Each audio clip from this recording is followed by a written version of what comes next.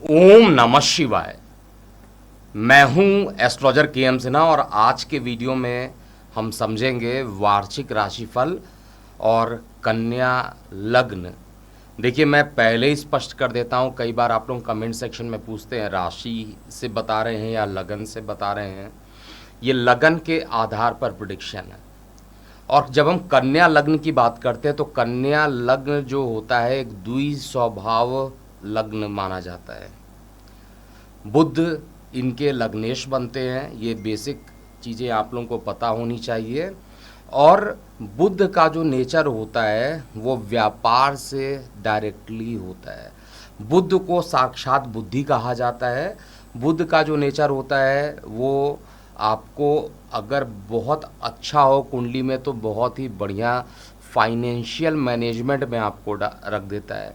Film media line हो गया, या आप ये कह सकते हैं बैंकिंग अकाउंट से रिलेटेड जितने भी काम होते हैं वो बुध के अंतर्गत ही आते हैं। बुध एक प्रकार से बहुत चालाक नेचर भी रखता है। जो बुध का जो नेचर होता है वो चालाक से ज़्यादा परफेक्ट वर्ड यूज़ किया जाए तो बुद्धिमान होता है, और बुद्धिमान व्यक्ति जिस समय जो काम करना है वो करता है। बुध अगर आपका अच्छा है तो आपकी बोलने की जो कला शैली रहेगी बहुत ही बेहतरीन रहने वाली है। बुध को हमेशा गणेश जी से तुलना किया जाता है और बुद्धिमान बुद्धि के लिए गणेश जी के पास हम लोग जाते हैं। बुध का बीज मंत्र हम लोग करते हैं। बुध अगर अच्छा है तो द्वितीय भाव का कारक भी माना जाता है। द्वितीय भाव का कारक माने जाने के कारण ये आपके कम्युनिकेशन स्किल को शानदार बना देता है। कन्या में ही बुध उच्च के हो जाते हैं, जबकि मीन में ये नीच के हो जाते हैं। आपकी जो कुंडली बनती है, जो कि आपको डिस्प्ले में दिखाई दे रहा होगा, कन्या लग्न, इसमें जो योग कारक ग्रह होते हैं वो तो शुक्र माने जाते हैं। बुध ग्रह लग्नेश है तो योग कारक होगा ही। शनि भी इसमें बहुत ही अच्छा रिजल्ट देते हैं। देखिए, कन्या लग्न वाले जातकों के लिए जब से बृहस्पति देव अष्टम में गए थे, आप लोग मैच कीजिएगा पिछले साल जो हुआ है, जब से अष्टम में बृहस्पति देव गए थे, एक तो मकान, भूमि, वाहन, फोर्थ हाउस यानी माता का हाउस, उसको लेकर अष्टम में चले गए, रुकावट में चले गए। और साथ में वहाँ पर बैठकर बृहस्पति देवता की जो दृष्टि पड़ रही थी, अस्पताल पर पड़ रही थी, खर्च पे पड़ रही थी। तो जिनको मकान सेल करना था उनके लिए तो मकान सेल कर सकते थे अगर आप कन्या लग्न के थे, लेकिन मकान से संबंधित बहुत सारी परेशानियों का सामना भी आप कर रहे होंगे। और बृहस्पति देव क्योंकि अष्टम में जाकर बैठे थे, और आपकी कुंडली में कहा जाए तो बृहस्पति देव को चतुर्थ भाव के साथ साथ सप्तम भाव भी दिया हुआ है। केंद्र के दोनों ही भाव बृहस्पति को मिले हैं, और यहाँ पर बुध और बृहस्पति दोनों को केंद्र अधिपति का दोष भी कुछ कंडीशंस में लगता है। फिलहाल हम यहाँ पर ये बात करने वाले हैं कि ये जो आने वाला समय है वो कैसा बीतेगा। बुध के अंदर कफ, पित्त और वात तीनों की प्रवृत्ति होती है। जब हम मेडिकल एस्ट्रोलॉजी में लेक्चर्स लेते हैं, पढ़ाते हैं, तो हम सबसे पहले बुध को चेक करते हैं। बुध के अंदर पित्त भी होता है, कफ भी होती है, वात भी होती है, तीनों टाइप की प्रकृति होती है। जबकि सूर्य देवता के अंदर केवल पित्त होता है, मंगल देवता के अंदर केवल पित्त होता है, चंद्रमा के अंदर कफ होता है, और बृहस्पति के अंदर जनरली कफ की मात्रा ज़्यादा होती है।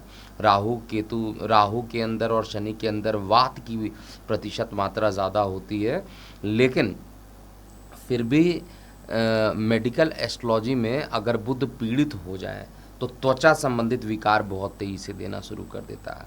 आपकी जो त्वचा रहेगी बहुत सेंसिटिव हो जाएगी। अगर पाप कर्तरी में बुध आ गया, या बुरे अशुभ ग्रहों के प्रभाव में अगर आ गया, दृष्ट हो गया अशुभ ग्रहों से, तो उस समय इसकी नेचर जो होती है चेंज हो जाती है। बुध एक ऐसा ग्रह माना जाता है जो चंद्रमा के बाद सबसे ज़्यादा फास्ट मूव करता है, मतलब ट्रांजिशन के हिसाब से देखा जाए। चंद्रमा तो पूरे 30 दिन में पूरा 12 राशियों के चक्कर मार लेते हैं, यानी 360 अंश वो पूरा का पूरा 30 डेज़ के अंदर ही कर लेते हैं, 30 दिनों में कर लेते हैं। लेकिन बुध जो है वो सामान्यतः 20 से 25 दिन के अंदर ये एक ही राशि से दूसरे राशि में चले जाते हैं। कभी कभी जब ये मार्गी भी होते हैं, वक्री भी होते हैं और मार्गी होते हैं, तब उनका ड्यूरेशन थोड़ा सा बढ़ जाता है। फिलहाल बुध देवता का जो ये लगन बन रहा है, इन लोगों को काफ़ी परेशानियां भी पिछले साल रही है, और वो भी 22, अगर आप डेट मैच कीजिएगा तो 22 अप्रैल 2023 से जैसे ही बृहस्पति का राशि परिवर्तन हुआ था। बृहस्पति आपके सप्तम स्थान के मालिक है, सुख के मालिक है रुकावट में, यानी मकान संबंधित किसी प्रकार की परेशानी, आपके जीवन साथी संबंधित किसी प्रकार की परेशानी, और इन दोनों से रिलेटेड खर्च होना, हॉस्पिटलाइजेशन में जाना, लंग्स इन्फेक्टेड होना, हार्ट से रिलेटेड परेशानी होना, ये सभी चीज़ें बृहस्पति देवता ने अष्टम में बैठकर किया है।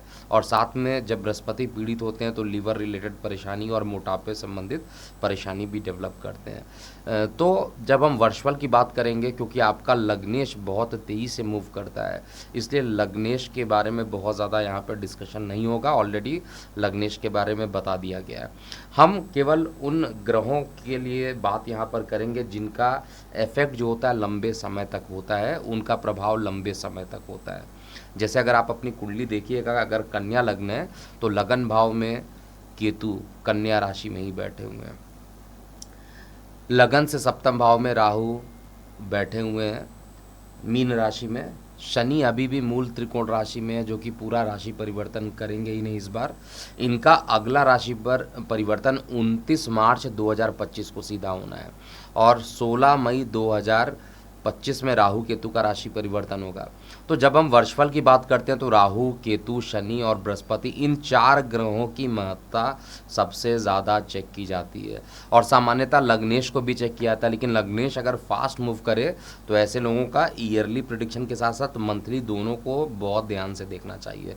फिलहाल हम एक एक ग्रहों के नेचर के हिसाब से देखते हैं कैसा रिजल्ट होगा, और अंत में वीडियो के आपको पता चलेगा कि आपका ये पूरा 2024 स्वास्थ्य के दृष्टिकोण से कैसा रहेगा, जीवन साथी के साथ आपके संबंध कैसे रहेंगे, जो अविवाहित लोग हैं क्या उनके विवाह होने के योग बनते हैं, क्या इस साल कुछ आप नया कर पाइएगा, मकान लेने की सोच रहे हैं तो क्या आप मकान ले पाएंगे या नहीं ले पाएंगे, जॉब की क्या स्थिति रहेगी, आपकी फाइनेंशियल स्थिति कैसी रहेगी, ट्रैवलिंग कैसा रहेगा, संतान की स्थिति, अगर आपके संतान है तो उनके साथ, संतान के साथ आपके संबंध कैसे रहेंगे, संतान की स्थिति कैसी रहेगी, और अंत में प्रेम प्रसंग के बारे में भी पूरे 2024 कैसा बीतेगा इस वीडियो में समझेंगे।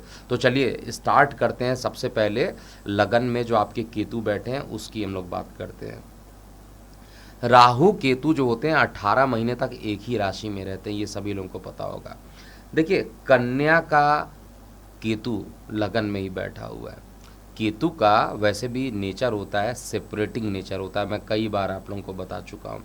केतु जिस भाव में बैठते हैं उस भाव से अलगाव करते हैं, मंगल जैसा भी परिणाम देते हैं ये, और अगर बृहस्पति के साथ हो जाए तो कैटलिस्ट का काम कर देते हैं, बृहस्पति के पावर को बहुत तेजी से बढ़ा देते हैं, मोक्ष के भी कारक माने जाते हैं। इस लगन कुंडली में अगर कहा जाए बुध अगर स्ट्रांग पोजीशन पे जब जब रहेगा तब तक तो केतु आपको बहुत अच्छा परिणाम देगा, नहीं तो केतु सामान्यतः कहा जाए तो आपको मानसिक उलझनों से परिपूर्ण कर देगा। एक चीज़ ज़रूर करेगा, अगर आप अध्यात्म की तरफ आपका झुकाव है, अगर आप चाहते हैं कि मेडिटेशन करना, योगा प्राणायाम लगातार करना, उसमें ये डिसिप्लिन आपके लिए बना कर रखेंगे। इस साल 2024 की बात किया जाए तो अध्यात्म की तरफ, धर्म की तरफ, पिता की तरफ जो केतु का झुकाव रहेगा वो काफ़ी अच्छा मुझे दिखाई दे रहा है। और अपने ही मित्र बुध की राशि में बैठे हैं, लेकिन अगर बुध मान लीजिए 6वें में हो, 8वें में हो या द्वादश में हो, कहीं पर भी विपरीत राजयोग बनाएगा नहीं, तो बहुत सारी कंडीशन ऐसी बन जाएंगी कि अगर बुध पीड़ित होगा तो गोचर में भी केतु जो अच्छा परिणाम देने वाला था वो अच्छा परिणाम नहीं देगा, स्पष्ट रूप से अगर कहा जाए। और बुध आपको देखिए ऊपर टाइमलाइन के साथ आपको ये दिखाई दे रहा होगा कि किस किस समय बुध 6वें में होंगे, किस समय कौन सा प्लेनेट स्टार्ट और एंड डेट आपको दिख रहा होगा कि ट्रांजिट कब कब हो रहा है। टोटल मिलाकर जो मैंने रिसर्च किया 48 ट्रांजिशंस इस साल होने वाले हैं, और उसमें भी चंद्रमा का ट्रांजिशन छोड़ दिया जाए, क्योंकि चंद्रमा तो 12 राशि परिवर्तन करते हैं एक महीने में, तो 12 इंटू 12 144 और 48, ये तो बहुत लंबा टाइम हो जाएगा। इसलिए केवल और केवल मैंने यहाँ पर चंद्रमा को छोड़कर बाकी सभी चीज़ों को इंक्लूड किया है। केतु का जो प्रभाव होगा ये तभी शुभ प्रभाव देंगे जब बुध अच्छे होंगे। बुध अगर कमज़ोर हो रहे हैं तो केतु का प्रभाव अच्छा नहीं होगा। सामान्यतः जब वर्ष का जब प्रारंभ होगा तो बुध आपके पराक्रम भाव में रहेंगे, उसके बाद ये आपके सुख भाव में रहेंगे, तो प्रारंभिक 3 मंथ जो रहेगा केतु का प्रभाव आपको बहुत ही अच्छा दिखाई देगा। उसके बाद मध्य में थोड़ा सा प्रभाव कमज़ोर होता हुआ दिखाई दे रहा, अंत में फिर इसका प्रभाव अच्छा होता हुआ दिखाई देगा। और धर्म के प्रति जो आस्था रहेगी वो बढ़ेगी, धर्म के प्रति झुकाव बढ़ेगा, मंत्र तंत्र यंत्र इत्यादि में आपकी अभिरुचि बनेगी। अगर आप गूढ़ रहस्यों को सीखना चाहते हैं तो उसके लिए भी केतु यहाँ पर अच्छे परिणाम देंगे।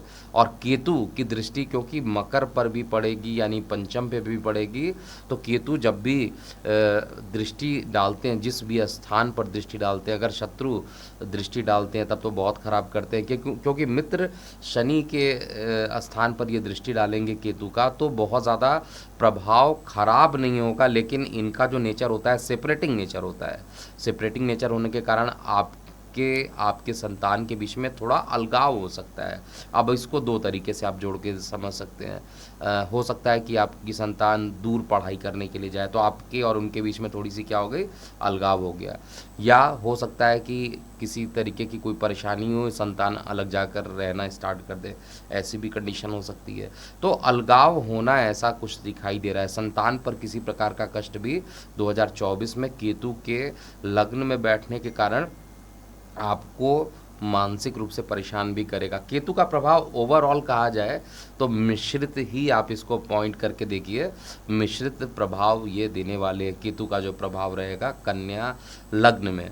राहु की बात किया जाए तो राहु देखिए 7th हाउस में जाकर बैठे हैं, 7म स्थान मीन राशि को दूषित कर रहे हैं राहु।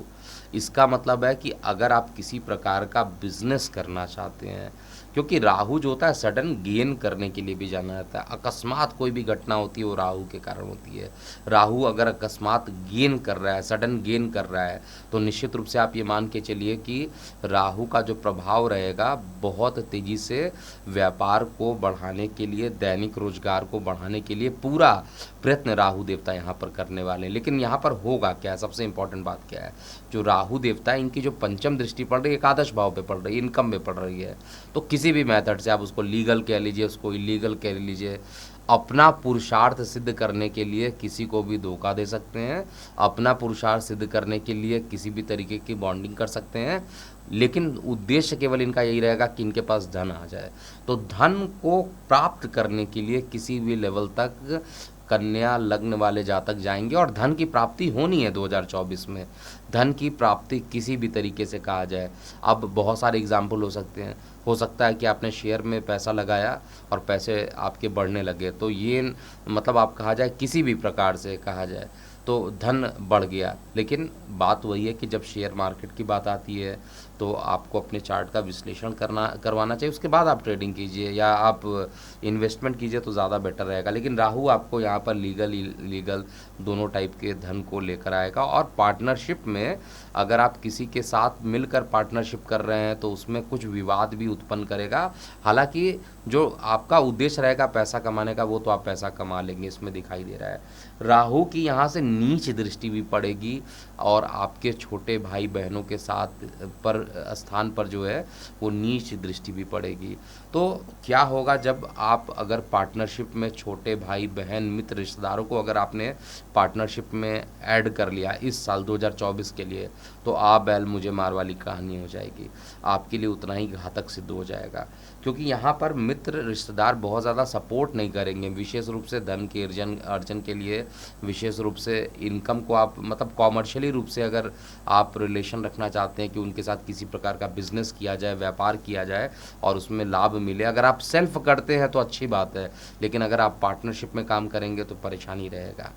जो अविवाहित लोग हैं उनके लिए राहु, क्योंकि सप्तम भाव में राहु जो होता है जल्दी चाहता है कि कोई भी चीज़ एकदम, राहु को जल्दीबाजी रहती है। तो विवाह के लिए इस साल 2024 जो है कन्या लग्न वाले जातक बहुत ज़्यादा परेशान रहेंगे कि जल्दी से जल्दी उनकी शादी हो जाए, और राहु यहाँ पर सफल भी बनाएगा। राहु और केतु की बात के, केतु ग्रह के बाद हम बात करेंगे बृहस्पति ग्रह के लिए। देखिए 2023 के 22 अप्रैल से लगातार, जो मैं आपको स्टार्टिंग में भी बता रहा था, देवगुरु बृहस्पति ने बहुत परेशानी आपको दी है, और देंगे क्यों नहीं परेशानी। अष्टम में जाकर बैठे हुए हैं, ना इनका कारक भाव है, ना ये क्रूर ग्रह है। सौम्य ग्रह होने के कारण अष्टम में वैसे ही इनको दोष लग जाएगा। अष्टम का दोष लगने के कारण जिस भाव के डिपार्टमेंट हेड बनते हैं ये, तो इनको डिपार्टमेंट हेड दिया गया चतुर्थ भाव का, इनको डिपार्टमेंट हेड बनाया गया सप्तम भाव का। इन दोनों भाव को लेकर ये अष्टम में चले जा रहे हैं, और इन दोनों भाव को अष्टम में ले जाने के कारण इनको बहुत सारी परेशानियों का सामना जो कन्या लग्न वाले जातकों को है, अभी भी 30 अप्रैल 2023 तक आपको मुश्किलों का सामना करना पड़ेगा। चाहे वो भूमि से रिलेटेड हो, मकान से रिलेटेड हो, वाहन से रिलेटेड हो, जीवन साथी से रिलेटेड हो, या बिजनेस से रिलेटेड हो, दैनिक रोजगार से रिलेटेड हो, कुछ ना कुछ परेशानी अभी भी देवगुरु बृहस्पति जब तक ये वृषभ में नहीं जाएंगे तब तक आपको कष्ट ही कष्ट मिलने वाला है। तो सबसे अच्छा तरीका क्या है, क्योंकि देखिए परेशानी तो पता है कि 30 अप्रैल तक कन्या लग्न वाले जातकों को परेशानी मिलेगी, लेकिन इसका सॉल्यूशन क्या कर सकते हैं। सबसे इंपॉर्टेंट बात, इसका सॉल्यूशन क्या कर सकते हैं। सॉल्यूशन बहुत इंपॉर्टेंट है। तो सबसे बड़ी चीज़ है कि गणेश भगवान जी को एकदम आराध्य देव मान लीजिए, आपके इष्ट देव हैं, और गणेश जी की जितनी भी आप पूजा कीजिए, गणेश जी का मंत्र, बीज मंत्र कीजिए, ओम ब्रांग ब्रिंग ब्रोंग सा बुधाय नमा का जाप कीजिए। ऐसा करने से बुध आपके बहुत ज़्यादा एक्टिवेटेड हो जाएंगे, बुध आपको बहुत ही अच्छा रिजल्ट देने वाले हैं। तो बुध का जो प्रभाव रहेगा ओवरऑल आपको अच्छा परिणाम ही यहाँ पर देने वाला है, जैसा कि मैं चार्ट में देख रहा हूँ। इसके अलावा बुध देवता का जो प्रभाव रहेगा, बृहस्पति देवता का प्रभाव रहेगा जब ये वृषभ राशि में चले जाएंगे, तो एक तो सुख के मालिक होकर भाग्य में चले गए, तो भाग्य से मकान का सुख, भाग्य से माता का सुख, भाग्य से आपको चतुर्थ भाव से संबंधित जितनी भी चीज़ें होती हैं उन सभी का सुख मिलना आपको रहेगा। और सबसे बड़ी चीज़ है मानसिक सुख का भी कारक जो होता है वो चतुर्थ भाव होता है, तो मानसिक सुख भी आपको मिलेगा। और जब बृहस्पति वहाँ पर जाएंगे, देव वहाँ पर केतु की भी दृष्टि पड़ेगी। केतु कैटलिस्ट की तरह काम करेंगे, उत्प्रेरक की तरह काम करेंगे बृहस्पति पर, और निश्चित रूप से ये एक्टिवेट कर देंगे बृहस्पति को और ज़्यादा धर्म के प्रति झुकाव हो जाना, योगा प्राणायाम मेडिटेशन में बहुत ज़्यादा अपना इन्वॉल्वमेंट करना। और इसके कारण प्रभाव क्या होगा, इसके कारण जो प्रभाव बनने वाला है, आपका अध्यात्म के साथ रुचि तो बढ़ेगा लेकिन भाग्य में वृद्धि भी ये करेंगे।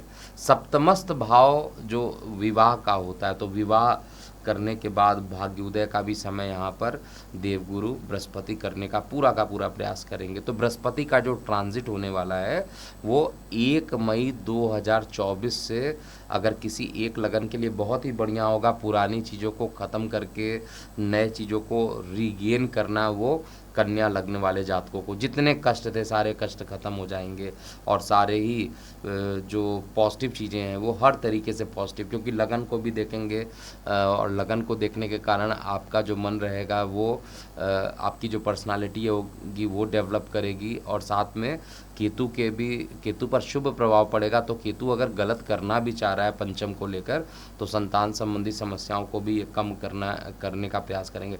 ओवरऑल कहा जाए तो वहाँ नवम त्रिकोण में बैठकर पंचम त्रिकोण को देखेंगे, और सुख के मालिक है, सप्तम के मालिक है, तो हर तरीके से बहुत ही अच्छा रिजल्ट ये देंगे। और विवाह की टेंडेंसी यहाँ पर बढ़ाएंगे। जो अविवाहित है उनके विवाह के योग पहले तो राहु बढ़ा रहे थे और अब बृहस्पति देव बनाना शुरू कर देंगे। तो हर तरीके से बृहस्पति का ट्रांजिट मुझे अच्छा दिखाई दे रहा है। तो एक ही चीज़ है, मैं अपने सभी व्यूअर को यही कहूँगा कि 30 अक्टूबर 2022 तक वेट एंड वॉच कीजिए।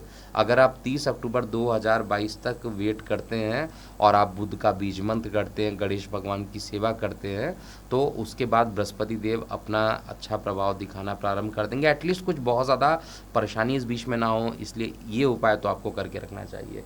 इसके बाद हम बात करेंगे शनिदेव के लिए 2024 शनिदेव का क्या प्रभाव रहेगा। देखिए, शनिदेव को डिपार्टमेंट दिया गया पंचम त्रिकोण का, बहुत ही अच्छा माना जाता है पंचम त्रिकोण, और पोजीशन भी छठवें भाव में बैठे, ये भी अच्छा भाव है शनिदेव के लिए। अपने ही राशि में बैठे हैं, मूल त्रिकोण में बैठे हैं, तो लीगल लिटिगेशन इन सभी मामलों में सफलता आपके पक्ष में जाने वाली है। और लेकिन परेशानी केवल और केवल यही कर रहे हैं कि शनि की दृष्टि जो है वो अष्टम भाव पर पड़ रही है। शनि की जो नीच दृष्टि है वो अष्टम भाव पे पड़ रही है। योग कारक ग्रह का नेचर होता है, जहाँ देखते हैं जहाँ बैठते हैं बढ़ाने का काम करते हैं, लेकिन अगर वो नीच दृष्टि देखेंगे तो वो नीचता को बढ़ाने की कोशिश करेंगे। इसलिए शनिदेव का जो प्रभाव रहेगा वो 7वीं दृष्टि तो इनकी अच्छी है, जो 10वीं दृष्टि है वो भी अच्छी दिख रही है, लेकिन जो तीसरी दृष्टि है वो थोड़ा सा आपको रिसर्च डेवलपमेंट में काफ़ी मेहनत कराएंगे। और कोई भी काम होगा न्यायिक मामलों से रिलेटेड, उसको सॉल्व तो करेंगे लेकिन वो डिले करते रहेंगे। आपको लग रहा होगा कि कोई सॉल्यूशन निकल रहा हो लीगल केसेस में कि 3 महीने के बाद निकलेगा, पता चला कि वो 29 मार्च 2025 तक खिंच गया, क्योंकि शनिदेव का नेचर होता है जहाँ बैठते हैं वहाँ डिले करना है। तो तीसरी दृष्टि बिल्कुल अच्छी नहीं है, लेकिन जो बृहस्पति पर भी दृष्टि पड़ रही थी, कम से कम बृहस्पति एक्टिवेट हो जाता है तो आपके लिए अच्छा रिजल्ट रहेगा। ये चीज़ आप मत यहाँ पर सोचिएगा कि बृहस्पति देवता तो आपके लगन के ही शत्रु होते हैं, ये अलग बात है। बृहस्पति देवता आपके लगन को शत्रु मानते हैं, लेकिन आपका लग्नेश बृहस्पति को कभी शत्रु नहीं मानता, उदासीन दृष्टि से देखता है। और अगर मैं ट्रांजिट में देखूँ तो कई बार इनकी तात्कालिक मित्रता भी होगी, तात्कालिक शत्रुता भी होगी, तो उसके आधार पर इसका प्रभाव होगा। और सामान्य रूप से शुभ ग्रह जिस भाव को देखते हैं उस भाव को, उसमें जो खराब परिणाम होते हैं उनको नेगलेक्ट कर देते हो, तो आपकी परेशानियों को ये ख़त्म करने का ज़्यादा प्रयास करेंगे बृहस्पति देव। और शनिदेव की जो 7वीं दृष्टि है वो विदेश में अगर आप जाना चाहते हैं, विदेश में यात्रा करना चाहते हैं, ऑनलाइन कोई नया काम स्टार्ट करना चाहते हैं तो आप कर सकते हैं। लेकिन मैं यही कहूँगा कि ऑनलाइन काम या किसी प्रकार का जो काम है वो 1 मई के बाद अगर आप करते हैं तो ज़्यादा अच्छा रहेगा। इसके अलावा शनिदेव की जो दृष्टि पड़ेगी वो आपके पराक्रम स्थान पर पड़ेगी, और जब पराक्रम स्थान पे, मेहनत स्थान पे जब शनिदेव बैठ जाते हैं तो खूब मेहनत कराते हैं, खूब ज़्यादा मेहनत कराते हैं, तो मेहनत बहुत ज़्यादा बढ़ेगी। मेहनत के लिए रेडी हो जाइए। और वहाँ पर राहु की भी जो नीच दृष्टि पड़ रही है ये भी बता रहा है कि मित्र रिश्तेदारों के भरोसे आप नहीं रह सकते 2024 में, आपको अपना कर्म करना ही पड़ेगा, तभी आप आगे निकल पाइएगा। अब हम संक्षेप में बात करते हैं इन 4 बड़े ग्रहों के बाद हम संक्षेप में केवल ये बात करेंगे कि आपका हेल्थ कैसा रहेगा, आपका वेल्थ कैसा रहेगा और बाकी सारी चीज़ें। तो एक एक करके इसको समझते हैं। अगर 2024 में हेल्थ की बात करते हैं तो हेल्थ सामान्यतः आपका अच्छा ही रहने वाला, ख़राब एटलीस्ट मैं नहीं देख पा रहा हूँ। आपको न्यायिक मामलों में तो सफलता मिलेगी लेकिन डिले रहेगा, और स्वास्थ्य संबंधित कोई मेजर प्रॉब्लम नहीं रहने वाली। ये बात अलग है कि अगर आप बहुत ज़्यादा इस समय बीमार चल रहे हैं, आपकी दशा अंतर्दशा खराब चल रही है और उस कारण से आप बीमार हैं, तो वो उसके लिए तो पर्सनल कंसल्टेशन लेना सबसे बेटर होगा, क्योंकि गोचर में ये बता रहा है कि शनि एकदम रोग स्थान पर रहेंगे। शनि का नेचर है जहाँ पर बैठ जाते हैं उस स्थान का जो प्रभाव होता है निगेटिव इफेक्ट उसको ख़त्म कर देते हैं। तो शनिदेव जो है यहाँ 6वें घर में बैठेंगे तो 6वें घर से संबंधित परेशानियों को ख़त्म कर देंगे। तो स्वास्थ्य के पॉइंट ऑफ व्यू से मुझे अच्छा दिखाई दे रहा है। इसके बाद अगर मैं बात करता हूँ आपके हेल्थ के बाद वेल्थ की पोजीशन को देखा जाए तो वेल्थ भी मुझे हर तरीके से अच्छा दिखाई दे रहा है। वेल्थ की पोजीशन भी अच्छी दिखाई दे रही है, लेकिन ये वेल्थ की पोजीशन 1 मई के बाद थोड़ा ज़्यादा स्ट्रांग होते हुए दिख रहा है। अभी तो वेल्थ पर बृहस्पति की दृष्टि पड़ रही है और वो भी बृहस्पति पर शनि की दृष्टि पड़ रही है, तो जितना भी धन चाहिएगा जितना जल्दी आए उतना ही ज़्यादा डिले होगा। जितना जल्दी आप कोई भी काम करना चाहेंगे उतना ही डिले शनि भगवान कराएंगे, उतना ही मेहनत भी आपको कराएंगे। तो आप ये मान के चलिए वेल्थ जो रहेगा, सामान्य से अच्छा ही 2024 में रहने वाला है।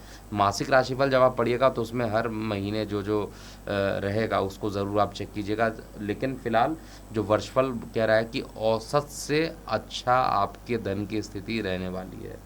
कार्य व्यवसाय को लेकर देखते हैं, तीसरा जो इम्पोर्टेंट पॉइंट है कार्य व्यवसाय। देखिए, कार्य व्यवसाय में स्थान परिवर्तन जो है पूरे योग 1 मई के बाद बनने वाले हैं। 1 मई तक तो बहुत ज़्यादा कोई स्थान परिवर्तन नहीं बन रहा है, लेकिन 1 मई के बाद जो बृहस्पति रहेंगे आपके दशम भाव से द्वादश हो जाएंगे, तो स्थान परिवर्तन यानी कर्म भाव से द्वादश रहेंगे तो स्थान परिवर्तन का ये योग बना सकते हैं। लेकिन इस साल सबसे बड़ी चीज़ क्या है कि पुरानी बहुत सारी परेशानियां ख़त्म होंगी और 2024 में कॉन्फिडेंस लेवल बढ़ेगा, और इस कॉन्फिडेंस लेवल में को बढ़ाने के पीछे किसी मित्र का हाथ नहीं होगा, आपकी खुद की मेहनत होगी। तो खुद पर विश्वास करना होगा आपको, खुद आपको अपनी स्ट्रेटजी बनानी पड़ेगी, खुद मेहनत करना पड़ेगा। अगर आप खुद कर रहे हैं तो मैं श्योर हूँ कि ये 2024 आपके लिए बड़ी अच्छा रहेगा। जॉब के लिए भी बहुत अच्छा है, जॉब जिनको नहीं मिले थे उनके योग भी बहुत जल्दी बृहस्पति के स्थान परिवर्तन के बाद जो है ये राशि परिवर्तन के बाद जॉब के भी योग बनते हैं। अगर स्विच करना भी चाहते हैं तो 1 मई के बाद ही कीजिए, 1 मई से पहले बिल्कुल भी स्विच नहीं करना चाहिए। इनकम की स्थिति ऑलरेडी मैं बता चुका हूँ, चाहे लीगल तरीका हो चाहे इलीगल तरीका हो, धन आपके पास आएगा ही आएगा। और सुख की स्थिति, मकान बनाना चाहते हैं तो ये सभी चीज़ें बृहस्पति के राशि परिवर्तन के बाद ही होने वाला है। संतान के साथ जो आप संतान अगर आप के किसी प्रकार के परेशानी में थे तो उनको भी रिलैक्सेशन मिलना प्रारंभ हो जाएगा। वर्ष 2024 के फरवरी के बाद से ही आपको रिलैक्सेशन मिलना शुरू हो जाएगा धीरे धीरे, लेकिन आत्मविश्वास जो है खुद आपको अपने पे रखना पड़ेगा। यही चीज़ मैं बार बार यहाँ पर बोल रहा हूँ। प्रेम संबंध जो रहेंगे उसमें कई बार उतार चढ़ाव देखने को मिलेंगे, कई बार आपके वैचारिक मतभेद नहीं मैच करेंगे, ऐसा चार्ट में दिखाई दे रहा है। और मोस्टली टाइम नहीं मैच करेंगे। कई बार क्या होता है एकदम पूरा साल अच्छा रहेगा, लेकिन इस बार कई बार आप प्रेम प्रसंग में हैं तो आपके जो जिनके साथ आपका प्रेम प्रसंग चल रहा है उनके साथ आपके विचार डिस्प्यूट हुए, फिर वो बने, फिर डिस्प्यूट हुए, फिर वो बने, फिर फाइनली जो कंडीशन होगा वो आपके पक्ष में नहीं रहेगा। इसलिए जब भी किसी से बात कीजिए, कमिटमेंट कीजिए तो उतना ही कीजिए जितना ज़रूरत हो। अति किसी चीज़ की मत कीजिए, जो सही है उस चीज़ को कीजिए। आपको शनिदेव रिवार्ड कराएंगे, पंचमेश होकर शनिदेव छठवें में बैठे हैं, और यात्रा भी आपको, अगर आप शिक्षा के लिए यात्रा करना चाहते हैं तो शनिदेव भी यहाँ पर यात्राएं खूब कराएंगे। यात्राएं ज़्यादा रहेगी ये कन्या लग्न वाले जातकों के लिए भी। तो मेरे ख्याल से आपको सारे एस्पेक्ट जो है वर्षफल 2024 का कन्या लग्न का पूरा समझ में आ गया होगा। मैंने पूरे तरीके से समझाने की कोशिश की है। आप अपनी प्रतिक्रियाएं फिर भी कमेंट सेक्शन में लिखिएगा। जिन लोगों ने अभी तक इस चैनल को सब्सक्राइब नहीं किया है सब्सक्राइब कर लीजिए और बेल आइकन को प्रेस कर दीजिएगा, ताकि जैसे ही मेरा वीडियो अपलोड होगा आप सभी तक पहुंच जाए। तो अभी के लिए इतना ही। मैं हूं एस्ट्रोलॉजर के एम सिन्हा। ओम नमः शिवाय।